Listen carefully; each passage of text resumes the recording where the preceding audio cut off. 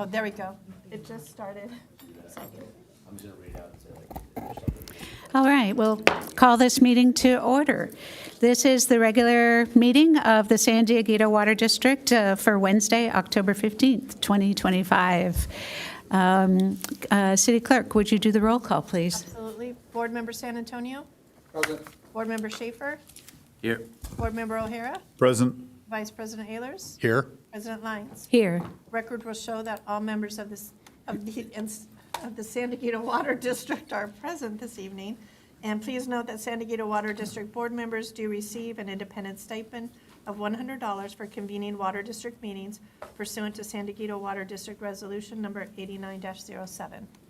Thank you. And please stand and join me in the Pledge of Allegiance.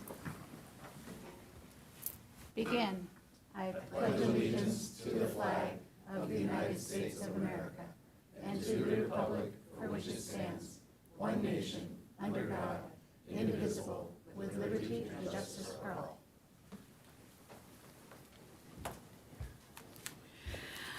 And item 4 on the agenda is special presentations and proclamations, and today we have none. Item 5 is oral communications and possible direction to staff. City Clerk, do we have any oral communications? No, we do not. Thank you. Item number 6, report from closed session, if held, and we did not hold a closed session and have nothing to report. Item 7, changes to the agenda. There are no changes to the posted agenda. And then moving to the consent calendar, no items have been removed by members of the public. Thank you. So moving to the consent calendar then, do I have a motion? Move approval. Is there a second? Is that We Jim? have a motion and a second, and so we can take that to vote. That motion does carry unanimously.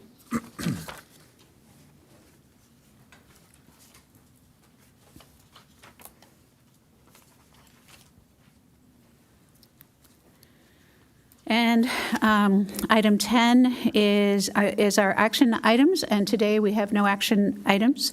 Item 11 on the agenda is our informational items, and today we have 2.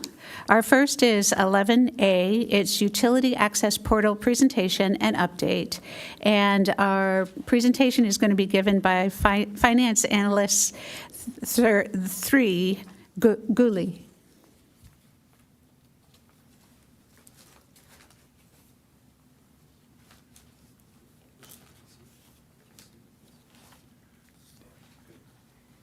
Okay. Good evening, President Lyons and members of the board. I'm Leslie Gully, the finance analyst for the San Diego Water District, and I'm joined by Serena Milne and David Van Pelt from our IT department. Tonight, we're excited to walk you through how SDWD is transforming the utility billing experience for our customers. We're launching a new and improved utility billing website that's designed to be more intuitive, mobile-friendly, and customer-focused. This upgrade is a major step forward in how we serve our community. Let's start with where we are today. Our current website has limited functionality, an outdated interface, and confusing navigation. It's not mobile-friendly and doesn't support the level of self-service our customers expect. The new website is scheduled to go live this November. It's designed with ease of use in mind and will work seamlessly across all devices. One of the biggest improvements is in how customers can pay. They'll be able to pay bills with or without logging in and easily manage payment methods and auto pay options. The website offers a one-stop shop for services like starting or stopping service, printing bills, and viewing consumption. It's all about giving customers more control and convenience. We're also adding support tools like email reminders, how-to videos, and frequently asked questions. Plus, our staff will be able to emulate the customer's experience to provide better assistance. Behind the scenes, the website will streamline operations. We'll see increased efficiency, fewer errors, and reduced paper use. It will also help shorten lobby lines and improve collection rates. Looking ahead, we're providing a platform that's scalable and ready for smart meter integration. Customers will be able to pay from any device, view real-time balances, and manage their accounts with ease. In summary, the new SDWD billing website will provide a smarter, easier, and more efficient experience. We're excited about what this means for our customers and our team. Thank you, and we're happy to take any questions. Oh, thank you for that presentation. Are there any speakers? I see none in the queue. I have a question then I'll put forward. You did mention that this was preparing us for smart meter integration. I know it's probably not actually what you were presenting today, but I didn't know if anyone might have some comment on the time frame for smart meter integration. We're still working on the contract for the AMI with our vendor that we have selected. Hopefully, we will be able to finalize it within this week. There is one small paragraph that was left for negotiation between us and the legal team of Ferguson. So we're hoping that we will be coming to the board in November. I hate to say that because I've been saying that for the last 3 months, but hopefully in November we'll come so that we can award the phase 1 of the contract. Thank you. I look forward to seeing that. I see no other speakers in the queue. Oops, I'm sorry. Yeah. I apologize to my colleagues. Board Member O'Hara. So first off, great to see this going forward. Really appreciate the work on it. I loved your presentation, how you said what we can't do, and then said what we could do. And I thought it was a great delivery for what that's worth in this. Really appreciated that. Are we moving in a direction with this where we can send customers individual alerts now that we've moved to electronic meters and things? I know my mom actually just recently, several months ago, went from a $200 a month water bill to a $1,700 water bill.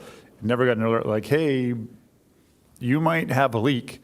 Are we working towards something like that? Because I think that's really a really important service that would help on both ends of the interaction. Yes, yeah, once we have the AMI meters, then that functionality is available for alerts for all the customers. Super, I appreciate it. I love where we're going with this, and thanks for the presentation again. Thank you. All right, Vice President Ehlers.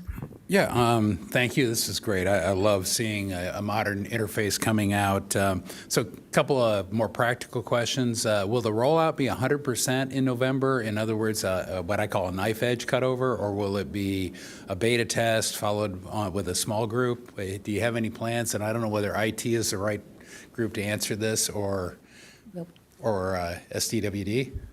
Yes, it'll be 100%. 100%. Yeah. So, and so I know Jessica, and so I know the testing that will be occurring. So I'm assuming there's thorough testing. Is there?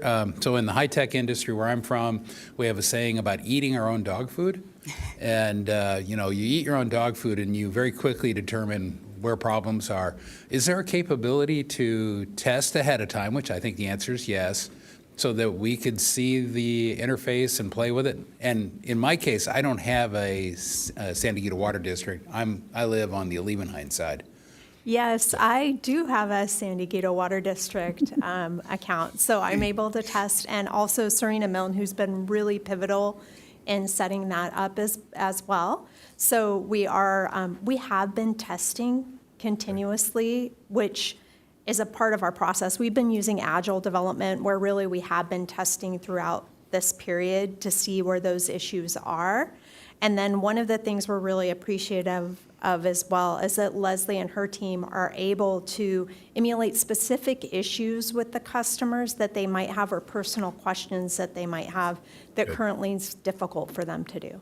Good. So, okay. So there is a capability that the analysts or the people behind the scenes, the phone support and back-end support, they can actually go in and emulate what's going on much better on the new platform than the old. Excellent. So, Yes. And I assume that the November cutover date will be based on the problems being solved and getting your close rate down to a point where you can switch over confidently. Okay. Yes, ESOM gave us the directive to make it perfect before we go live.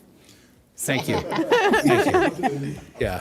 We can't go to a new system and then have several glitches, and we have a lot of calls from our customers. We're trying to avoid that. So, but I really want to take this moment to actually thank IT team that worked and partnered with us in order to get this up and running. So hopefully in November, everything will go smoothly and our customers will Not be very hopefully, happy it with will go smoothly by having tested it, yeah. Yeah, I always, every IT organization, every company I've worked at, the best you can hope for is no complaints. Yes. But thank you for doing the thorough testing ahead of time so that there are no complaints. Yeah, So, one of the things we're excited about as well is that it does integrate with the My Encinitas app as also. oh, awesome, okay. I yield. Okay. Board Member San Antonio. I just want to say thank you. I was at Olevenheim when they finished theirs and rolled theirs out, and for as exciting as water can be, it was exciting. It was, I think the customers were happy. It was nice that you could sit at your desk and look up stuff right away. So it's definitely a very good system that you guys, that we're putting together for San Diego. So thank you so much. Thank you. All right, now there's no one else in the queue. So thank you, Analyst Gully, for the presentation, and thank your team, and thank you to your team. Thank you. We will go to Agenda Item 11B. This is a water resources update, and this will be presented by Water Resources Specialist Ogawa.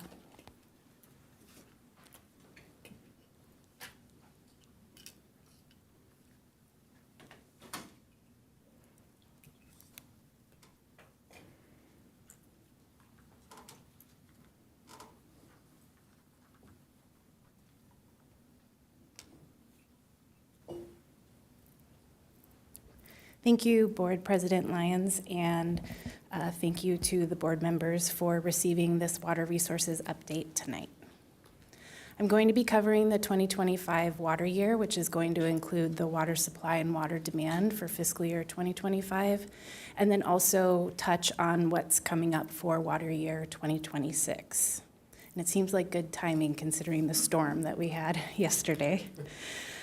So the water year is from October 1st to September 30th. This quote here, "There is no such thing as a normal water year in California," was made by the director of the California Department of Water Resources at a media briefing at the end of water year 2025. And that was based on the last 5 years confirming what climate scientists were predicting, which was extreme weather swings and simultaneous drought and flooding conditions. So here in Southern California, we did see some of those unusual things occurring in the water year.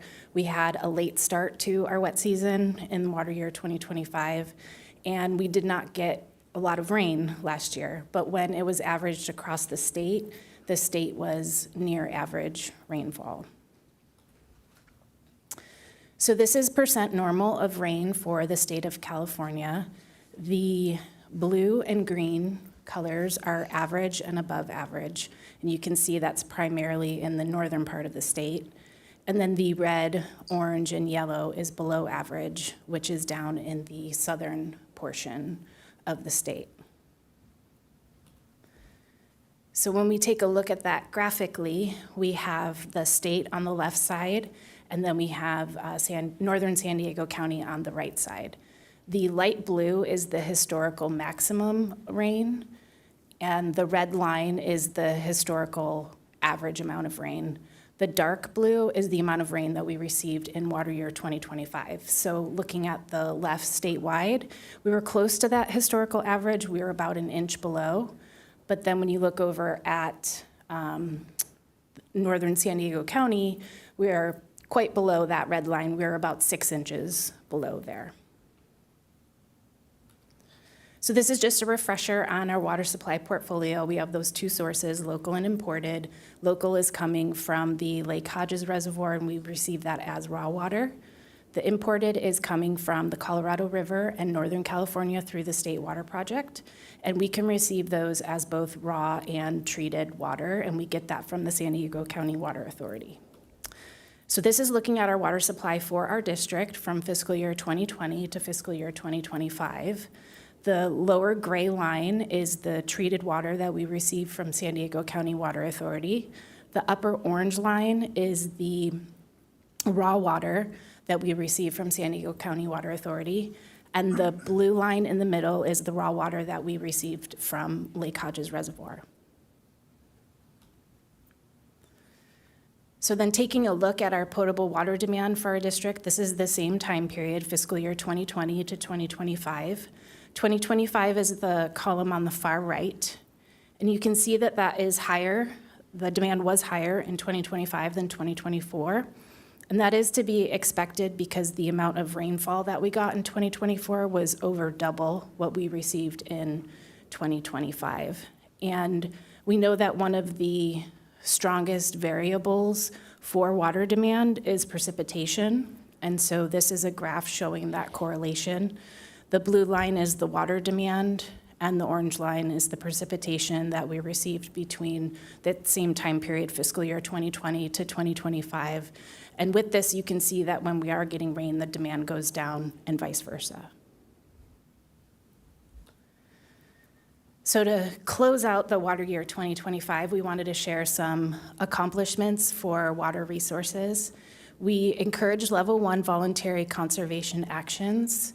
And in line with conservation actions, we also investigated over 180 water waste and check for leak work orders. And that's in an effort to identify water loss and water leaks in our system. Our customers received over $4,000 in rebates for water-saving devices, and those were primarily flume devices. We completed all of the regulatory compliance and reporting, and that include monthly and annual reporting. We hosted 4 workshops, had 2 contests, which you all have seen the winners of those contests, and our quarterly district newsletter went out to over 7,000 subscribers. So what's in store for water year 2026? We are starting the 2026 water year off with the state's largest reservoir being at 109% of the historical average. This second bullet needs to be updated. I guess it's breaking news. Late last week, climate researchers officially confirmed that we are in a La Nina period. Historically, La Nina years have led to dry conditions rather than wet. And research is also suggesting that for California, our rain will be coming in stronger storms, and that can increase the risk of flooding. So our district does have enough water supply for the water year 2026 and beyond. There's no current or forecasted emergency water use restrictions, and so we will be continuing to encourage those voluntary water conservation actions. We're also currently updating our urban water management plan, which is done every 5 years. We're assessing our water supplies and identifying any challenges or strategies that may be needed in the future. And with that, I am happy to take any questions. Thank you for that informative presentation. Vice President Ehlers. Yeah, just a couple of quick questions. The precipitation curves you showed there, where are those measured? Are they measured in Encinitas or? That's actually measured at the Carlsbad McClellan Airport location. Okay. Yeah, for those charts, that's the closest to Encinitas that we can get. Just curious, because Yeah. it can vary that much. Yes, it even can. Yesterday's rainfall, it showed Encinitas at 0.14 on the TV weather report, but Carlsbad was 0.43. So it was huge. Yeah. Yes. And then if a customer sees a leak, like a regular leak out, water slightly flowing through a gutter in a street, can they report it through what, My Encinitas app? How, is that something they can and should do? They do that through My Encinitas, or they can call our offices. They have the emergency number that with 24 hours, and we respond to that. Okay, and the district will go out and see if there is a leak and help get it solved? Yes, they will evaluate if it's a private or is it our system that's leaking, and we will not. If it's private, we will obviously notify the property owner of the leak that he has, and also if it's ours, we will just take care of it. Okay, good. I yield. Board Member Schaefer. Thank you. The question I have is kind of more regarding what happened a couple of years back. I think it was 22 or 23. We had all that major rain, and we weren't able to capture it, right? They were not able to, with Hodges the way it is and stuff of that nature, when we have these drought-type years, where are we at with the ability to capture as much water as possible for future drought scenarios? Obviously, the loss of water from Lake Hodges is a major issue for us because it's the cheapest water that we can get. There's a difference between $300 per acre foot compared to $1,600 plus from County Water Authority.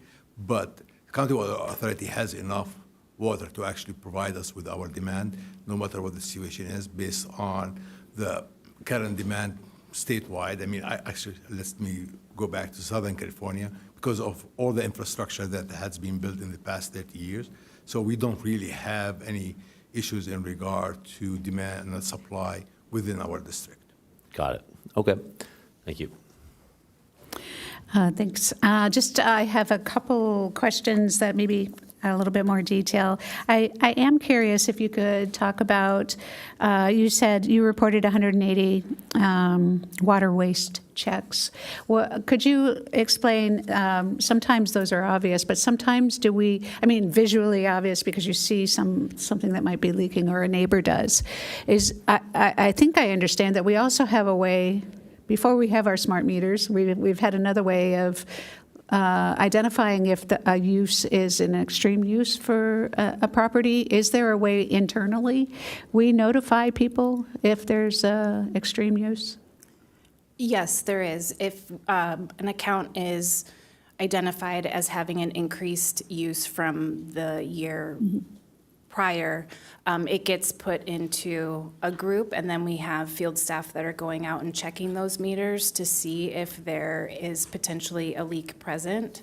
And if there is, then the customer is notified that there could potentially be a leak at the property. And so that's those water waste work orders. They're generally coming in through that pathway. Good. I'm glad we have that. And when we get our smart meters, I hope we can be a lot more, catch a lot more, a lot quicker. So I look forward to it. Yeah, I'm sure it will be much more efficient because this depends on us reviewing the actual bill and comparing to previous bills whenever there is a leak. But with a smart meter, it's an immediate. Our customer actually would know about it before we do because if they're watching their app at the time when the smart meters are in. But I just want to emphasize the fact that smart meters will be in, but it's going to take some time before we actually get them in. I understand. I just don't want the message to go out that we're going to be doing that within a year or two. This usually is a project that will take approximately 8 years. It's a very expensive project, but we are moving ahead in that. Yes. Well, it starts here. So look forward to that.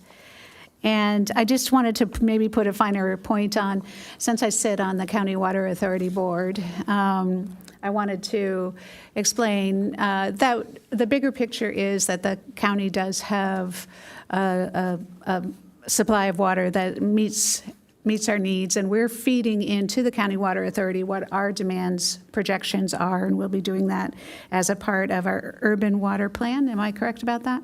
Okay. That's correct. And so it's an iterative. We tell them what we'll need, and they put that into the bigger projections. The County Water Authority has just reached a point of settlement with the Metropolitan Water District, and that provides the County Water Authority to resell the legal setting for the Water Authority to resell water.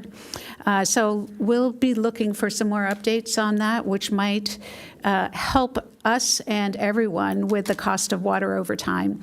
We've done a really good job of collecting and storing more water than we need. So we're in an enviable position where we will be considering as a county some reselling of that water in order to reduce the financial impacts on our ratepayers. That was more of a statement than a question. All right. Well, thank you very much for your presentation. And now we'll go to agenda item 12. This is board member reports pursuant to AB 1234. Board Member Schaefer, San Antonio, sorry. Nothing to report. Okay. Nothing to report.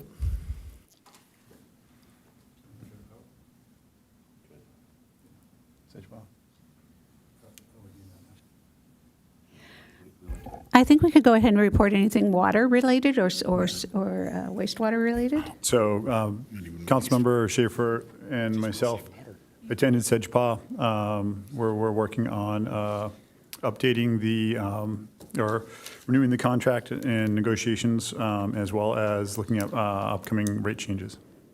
Okay. And just to be clear, Tarquin, as far as what we report for AB 1234, it would be anything where we're getting a fee for attending the meeting having to do with water in this case? Correct. Okay.